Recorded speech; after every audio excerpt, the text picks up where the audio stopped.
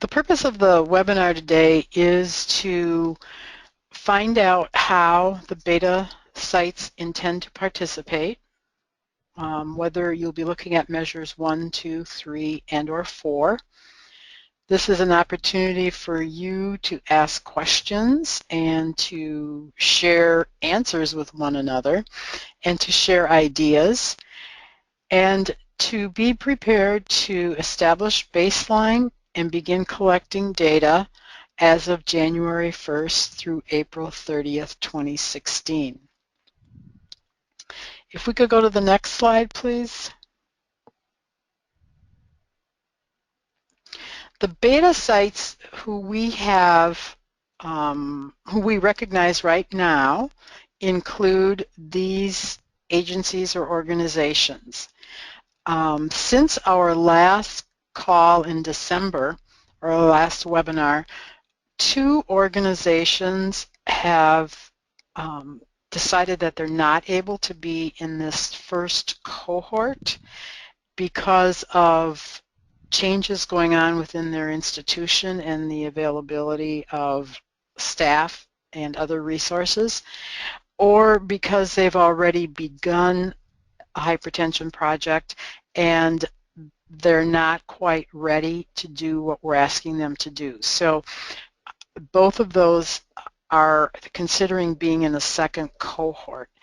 And since we last talked, a group met to talk about the future initiative, and we will be continuing with hypertension as an initiative through the rest of 2016. So cohort 2 will begin when this first cohort ends, which will be June 1st. The next slide I'm going to ask Kyle to explain. We were talking yesterday about where there might be questions, and Kyle graciously created this decision tree. Kyle? Okay. As you can see, the first square, it's not square, but the first shape up here is intended to acknowledge that people have decided to participate in the initiative. And then from there, for this particular initiative, there are some specific decisions that can help people decide where they can go for information and what they can do. And the first question boils down to, do you provide inpatient care to women and or infants?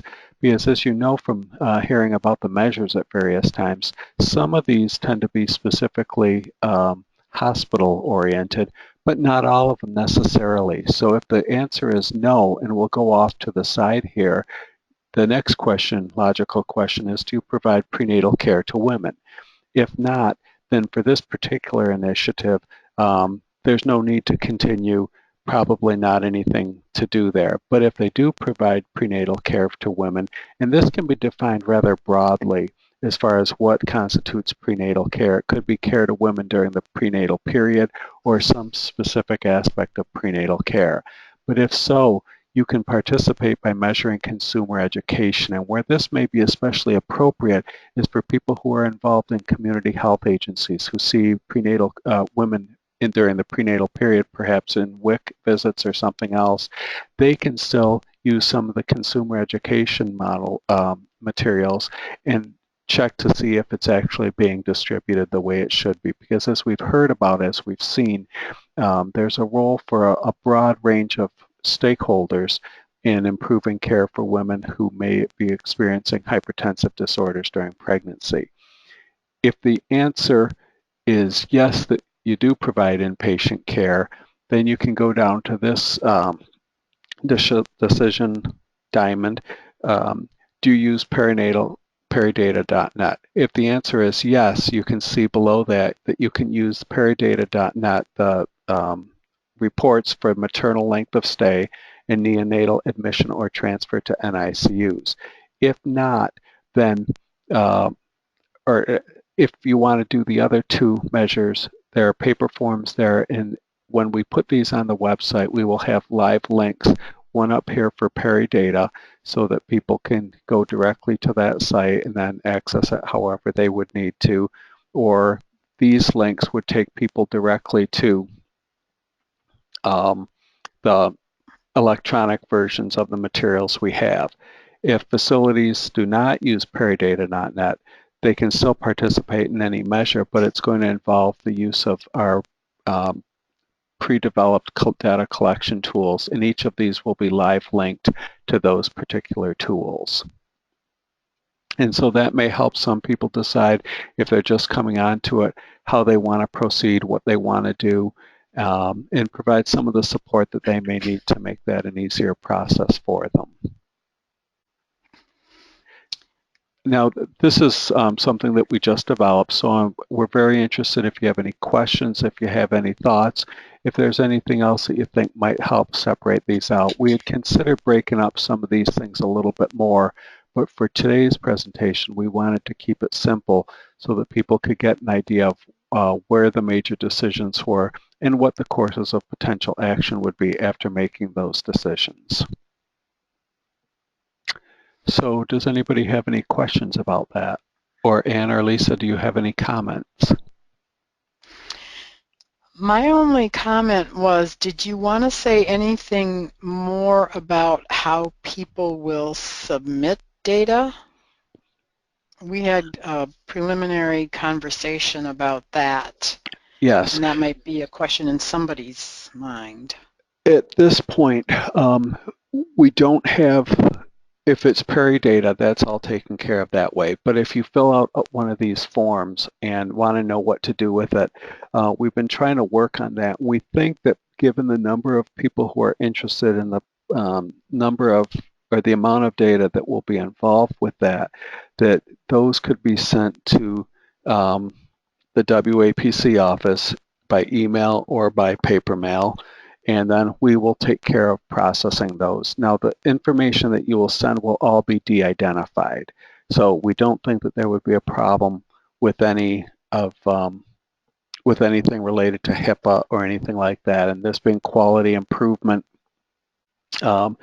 we should be okay with it. And then any of the information we get from any of the participants, we will keep in a secured, locked area of the office here to maintain its security. And then as we go along with this, it would be nice, and we realize that if we would be able to have a web-based mechanism by which participants could submit their data so that it could be easily retrievable and also managed easily without having to do a lot of manual work after you've gone through the efforts of entering it.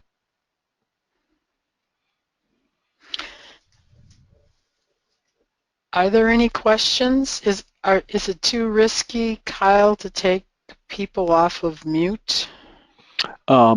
No, I don't think so. Let me go ahead and do that. While we wait for people to submit questions, I wanted to invite Julie Dietz to talk about where she works and how she intends to participate in this particular initiative. And if we could unmute Julie, okay, and give her a chance to talk. Julie, are you there? I am here. Okay. We can hear you. Okay, well, super.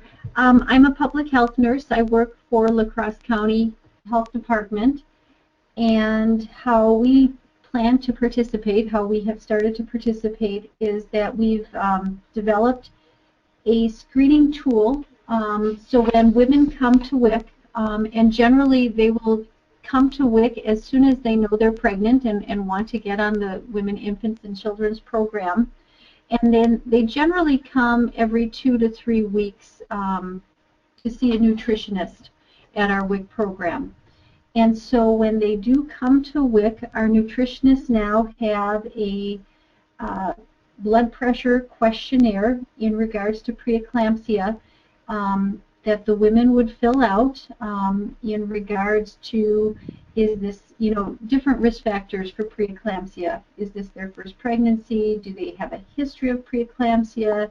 Do they have a history of chronic hypertension? Their age? Are they carrying more than one baby? Do they have, certain, diseases such as diabetes or lupus or rheumatoid arthritis? What is their race? What is their BMI? Is basically our questionnaire. And then the WIC personnel, the nutritionist, then will give them the preeclampsia sheet that is from the Preeclampsia Foundation. And then after the WIC appointment, the WIC staff, the nutritionist, will invite that woman to come to the public health section to see the triage nurse, the nurse on call, to have a blood pressure check. And that's our thought. The WIC personnel have a little sheet to check off if the teaching sheet was given and if they were brought to public health. And that's where we are so far with this. So this is a whole new process for you. Yes, a very new process, and it's exciting because it's a good tool too to help us to work a little bit more closely with WIC. We do have the prenatal care coordination program, which I've been working with for the last 6-7 months. So if they target a woman in particular who meets some high-risk criteria, they can also offer home visits. So I'm hoping that this is a good tool also for us to just be a little bit more interrelated and to help that program grow as well. Fantastic. Fantastic. So we've developed, we've developed a policy and procedure for this. So this is all pretty much has just come together in the last week and a half. So we're still, just working through some bugs and trying to get it up and going. Thank you, Julie. Thank you. I don't see any other questions at this point. Do you see any hands raised or no, I typed don't. questions? Okay. No. Well, I think that Julie's description of what they're going to be doing between WIC and Public Health in La Crosse County is a segue to what might seem like a random next slide, but this notice, Kyle, can you, thanks. Yep. This is part of the Council on Patient Safety and Women's Health Care.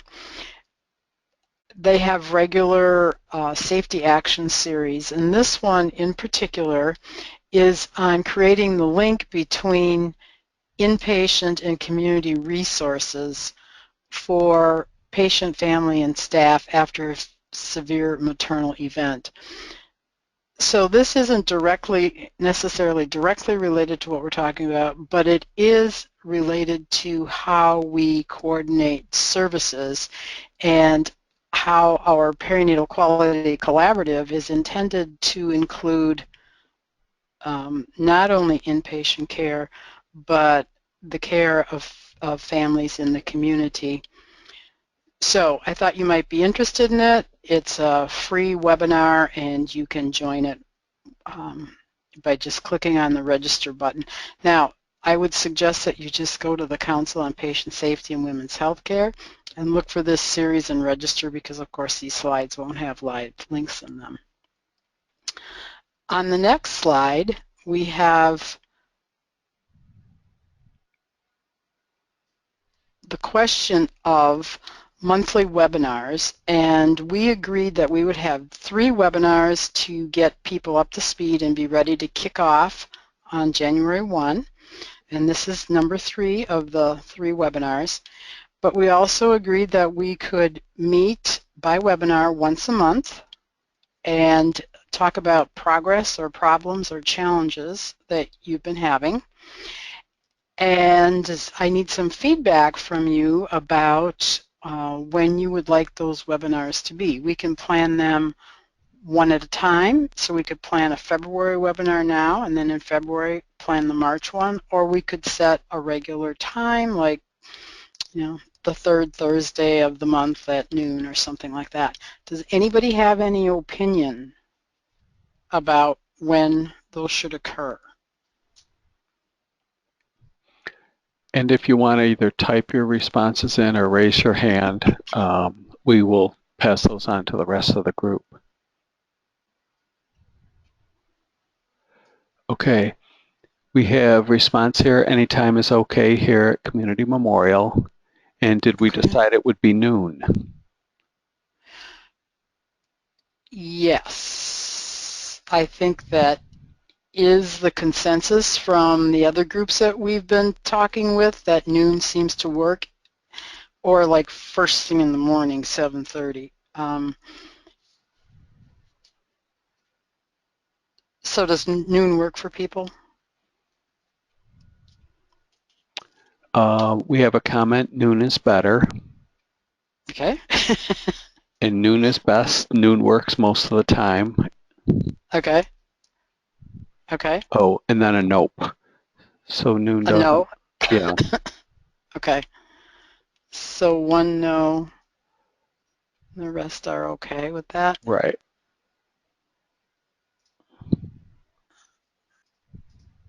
Yes.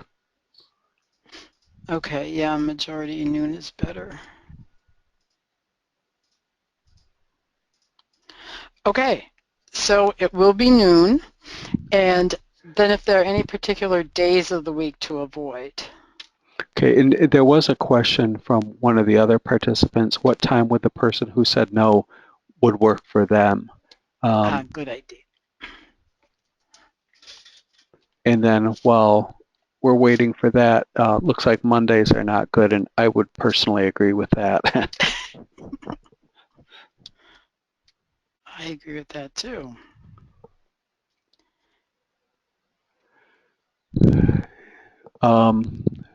For patient care, we work over noon and would be free from 1 to 2.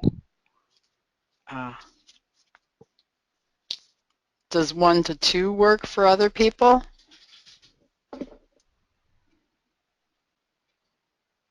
Sounds good. 1 would be fine. It's looking pretty good. Okay. Depends on the day of the week. Tuesdays and Thursdays, typically council meetings from 1 until 3. And it looks like Mondays and Fridays don't seem to work based on some of the comments that have come in. So it looks like 1 to 2 on a Wednesday. Could we plan the next one for Wednesday, February 17th? Yep. It's looking like right. That's looking pretty good right now. Okay, 1 to 2. Yep. Okay. So would it be better if we had a conference call instead of a webinar so that it would be easier for people to talk? I'm just thinking about we have 16 people on the call, and it's difficult to take everybody off of mute because of background noise, but maybe if we did a conference call, that would work better for conversation. Are there any opinions about conference call versus webinar? Nothing's come up right now. I think if you have some way for people to indicate they will talk, that is helpful. Yeah. And there was a response. At least one of the participants has a nurse leadership meeting on that date and that specific time, but is available the week later on the 24th. Okay. Okay. Then let's change it to the 24th. It looks like, yeah, there's agreement that somebody commented it's helpful to have a visual with a webinar when there is info to view, but if there isn't, then a call would be fine. So that's a nice summation of the discussion we had. Okay, wonderful. The next slide is if you have questions between now and February, these are the emails you can use, and of course you can always call any one of us at the WAPC number. but you can email either Kyle at Mounts at Perinatal Web, myself at Conway at Perinatal Web, or you can use the WISPIC email address as well. And the last slide is to say thank you for participating today, and I hope you are having a good and happy New Year. All right, thanks everybody, and we will talk again on the 24th of February, which is a Wednesday. It'll be from 1 to 2, and we will make it a conference call unless we see a need for a webinar to have the visual part of it, and we'll send you that information. Thank you, and we'll talk soon. Bye-bye.